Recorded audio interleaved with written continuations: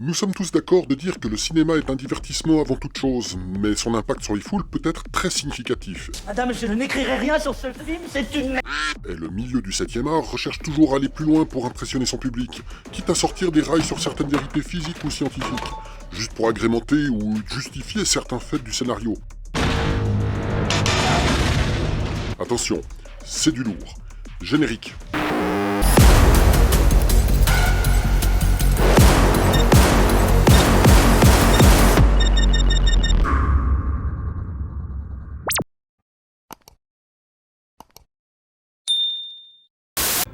Quand même, j'ai pas de feu sur moi. A few moments later.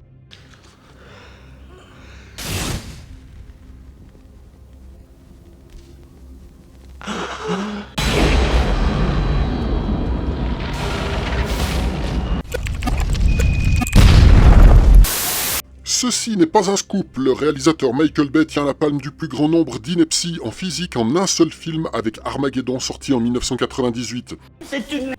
On est d'ailleurs pas loin de une erreur par minute de film. Ok, Houston, je sens venir la gravité. Entre les navettes qui volent comme des avions dans l'espace, le feu dans le vide spatial, le trou foré à une profondeur totalement insuffisante pour détruire l'astéroïde, Dis-moi, on a loupé un épisode ? etc., etc.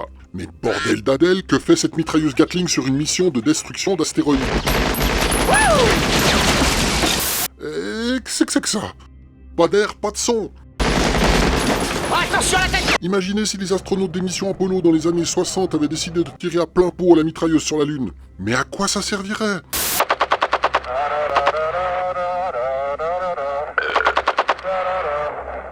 Bon nombre de films de tous les styles veulent absolument faire un max de buzz pour remplir leur quota auprès du public. Et certains n'hésitent absolument pas à sortir des rails de la physique, de la logique ou de la science pour rendre l'œuvre plus épique. Peut-être est-ce une façon aussi de vouloir faire parler d'un film en critiquant ses choix scénaristiques. Voici quelques films qui ont décidé que c'était fuck la vérité physique, mathématique ou scientifique. Les Chroniques de Riddick, film sorti en 2004. Encore un héros de film bien badass qui vit en marge d'une société qu'il estime injuste envers lui-même.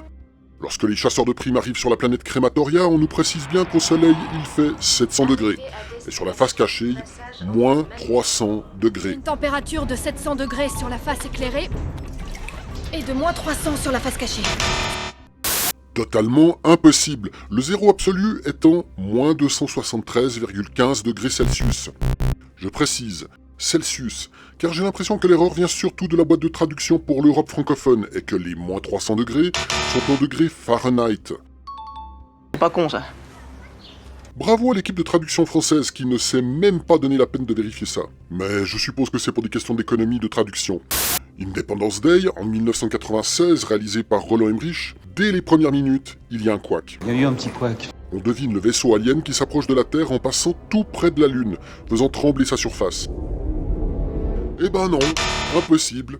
Pas d'air, pas de vibration. Donc, pas de tremblement de Lune. Indiana Jones et le Royaume de Cristal, épisode numéro 4 de la célèbre franchise. J'ai toujours de la peine à savoir si ce film est un ratage réussi ou plutôt une réussite ratée. Enfin bref. Mais ne vous inquiétez pas, il est toujours comme ça. Au début du film, on voit Indy capturée par une troupe de Russes aussi cliché que pas du tout crédible. Ne jouez pas avec moi, professeur Jones. Où voulez-vous en venir? Alors que tout le monde sait que les Russes sont comme ça. D'ailleurs, on se demande encore comment ils ont pu rentrer sur le territoire ricain avec un accent aussi horrible, sans se faire fumer direct. Je le vois venir. Et donc, il force Indy à retrouver une caisse mystérieuse dans un entrepôt de la zone 51. On apprend aussi que le contenu de cette caisse est magnétique. Magnétique. Or, Indy demande aux soldats présents de donner leurs cartouches de fusil afin d'en extraire les plombs pour les lancer en l'air, afin qu'ils puissent voir où les grains sont attirés. Mais... Le plomb ne se magnétise absolument pas. Les seuls métaux qui peuvent être attirés par un aimant sont le fer, le cobalt et le nickel. Dans le film Gravity de Alfonso Cuarón, sorti en 2013, Sandra Bullock se trouve dans l'espace, assistée de George Clooney pour installer sur Hubble un dispositif dont elle est spécialiste. Un peu plus tard dans le film, après leur plan Tinder légèrement interrompu et raté, Sandra Bullock retient in extremis George Clooney au bout d'une sangle de sécurité alors qu'ils viennent de tenter de s'accrocher à la station spatiale. À ce stade, George Clooney devrait avoir annulé toute son inertie qui le tirait juste après s'être attrapé à la sangle. Donc, il devrait aller à la même vitesse de déplacement que la station. Et donc pas en train de tirer sur ce câble comme le montrent ces images. J'imagine ce qu'ont dû penser les employés de la NASA de cette scène. Mais bon, il fallait faire crever George et à coup de hache, ça aurait été sûrement moins crédible. Here's Johnny. Et surtout totalement hors sujet. Brigitte, c'est hors sujet. Star Wars, sujet très largement discuté sur le web, et notamment sur les sabres laser. Je vais donc éviter de parler des bruits dans l'espace, car George Lucas en a fait un choix délibéré. Il ne voulait pas que ce soit chiant comme 2001 l'Odyssée d'espace, et que tout le monde dorme juste après le générique.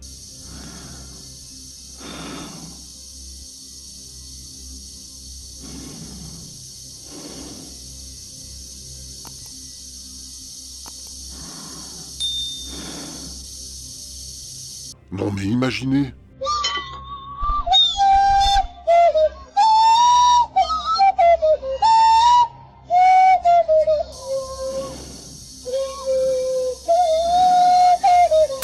Enfin bref, les sabres laser. Plusieurs choses sont illogiques. Admettons que l'on arrive à stocker dans le manche du sabre laser l'équivalent de production instantanée de plusieurs centrales nucléaires, ce qui est loin d'être le cas. Switch me on.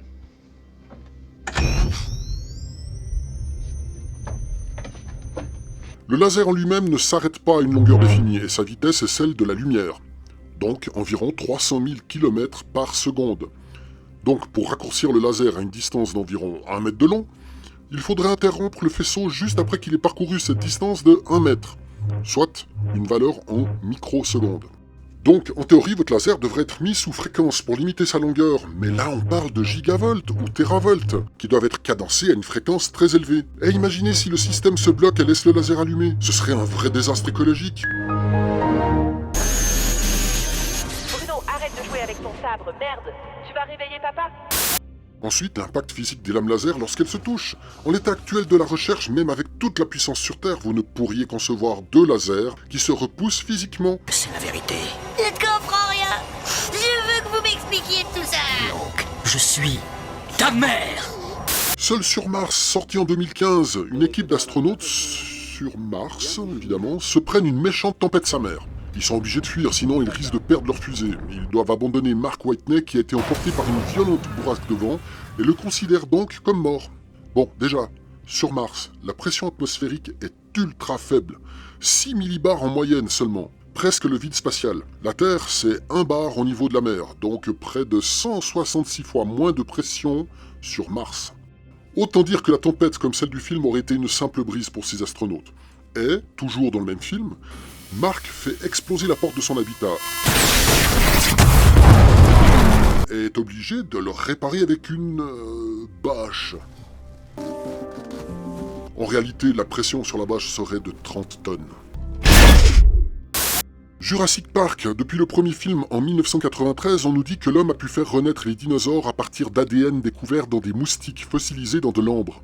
Mais faut pas se leurrer, l'ADN de dinosaures ne peut se conserver des milliers d'années sans s'altérer, même si le milieu où il est enfermé est resté totalement intact. Rien n'est éternel. Bon, on sait que cette idée y était fondée pour justifier le fait de pouvoir recréer des dinosaures dans le film.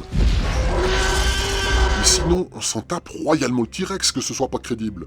Sunshine, sorti en 2007. Un film qui raconte qu'il faut réactiver le soleil car il faiblit et forcément la Terre se refroidit et devient un congélo. Jour, nuit.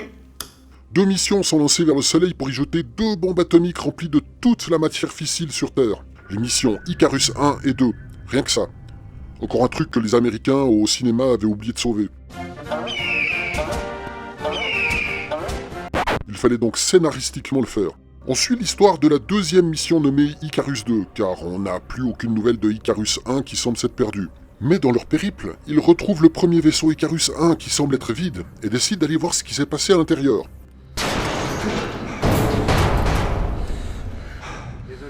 Mais lorsqu'ils décident de revenir à leur vaisseau, pour des raisons obscures, il y a 2 astronautes qui doivent sortir sans combinaison dans l'espace. Et là, selon ce film, c'est hyper congélo dès qu'ils se font expulser du sas. Je voudrais pas que tu prennes ma timidité pour de la froideur. Or, c'est totalement faux, vous ne gelez pas instantanément dans l'espace. Pas d'air, donc pas d'échange de température. Par contre, votre corps se refroidit de lui-même par son rayonnement, mais gentiment. En revanche, vous vous retrouvez dans un milieu en pression à 0. et votre corps est habitué à une pression d'environ 1 bar. Donc les deux rigolos là auraient dû gonfler comme des ballons avant d'éclater au lieu de congeler. En fait, au cinéma, quel que soit l'item de film choisi, il y a toujours un fond inspiré de faits ou de causes qui pourraient ou auraient été réels.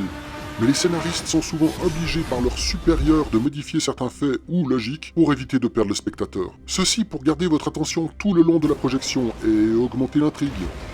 Donc, ne vous fiez jamais aux faits démontrés dans le 7e art. À toi. Le satellite de Rocco signale des pots rouges sur le sentier de la guerre dans ton secteur. Aucun port rouge dans le coin, à toi. Les vautours viennent dévorer la carcasse, je répète. Les vautours viennent dévorer la carcasse. Il y a 2-3 mouettes là-haut, mais il n'y a pas de... Le babouin est sorti de sa cage, la crêpe a sauté hors de la poêle. Hey, tu te fous de ma gueule, là?